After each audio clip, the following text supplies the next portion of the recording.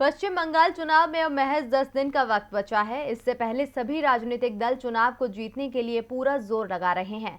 BJP को एक बार फिर हार की कगार पर पहुंचाने के लिए सीएम ममता बनर्जी ने अपना पूरा दम लगा दिया है।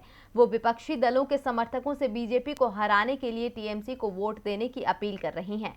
इसी के साथ वो लगातार बीजेपी पर जमकर बरस रही हैं। बंगाल चुनाव में अब की बार टीएमसी और बीजेपी के बीच कड़ा मुकाबला देखा जा रहा है।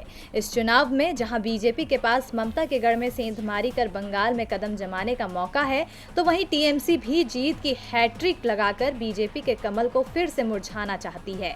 इसीलिए दोनों दल एक दूसरे को पछाड़ने के लिए पूरी जद्दोजहद कर रहे हैं। एक तरफ पीएम मोदी से लेकर गृह मंत्री अमित शाह दिल्ली छोड़कर बंगाल के दौरे कर रहे हैं, वहीं घायल होने के बावजूद सीएम ममता बनर्जी बिना रुके धुआंधार प्रचार कर रही हैं। आज भी उन्होंने एक रैली को संबोधित करते हुए विपक्षी दलों के समर्थकों से बीजेपी को हराने के लिए टीएमसी को वोट देने की अपील की है। मुख्यमंत्री ममता बनर्जी ने वाम दलों के समर्थकों से आग्रह किया कि वो राज्य में भाजपा को रोकने के लिए तृणमूल कांग्रेस को वोट दें। इसी के साथ ही उन्होंने राज्य में बीजेपी को कोई वोट नहीं अभियान चलाने के लिए वाम दलों के समर्थकों को धन्यवाद दिया।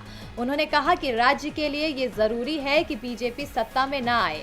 मैं बीजेपी के विरोध प्रचार करने के लिए वाम दलों के समर्थकों को धन्यवाद देती हूं। ममता बनर्जी के इस बयान से साफ है कि वो बीजेपी को रोकने के लिए विपक्षी दलों की भी तारीफ कर रही हैं। विपक्ष का साथ बीजेपी पर भारी पड़ सकता है। पिछले समीकरणों के लिहाज से देखें तो पिछले चुनाव में 294 सदस्यीय विधानसभा में ममता बनर्जी की तृणमूल कांग्रेस 211 सीटें जीतकर भारी बहुमत से दूसरी बार सत्ता में आई थी। कांग्रेस को 44 जबकि बीजेपी को 3 ही सीटें मिली थी। अब की बार भी ममता सत्ता पर राज करने का सपना देख रही हैं। वहीं कांग्रेस और वाम दल गठबंधन के साथ बीजेपी की राह को मुश्किल बना रहे हैं। अब 2 मई को घोषित होने वाले नतीजों से पता चलेगा कि किसकी मेहनत रंग लाती है। डीबी लाइव की रिपोर्ट।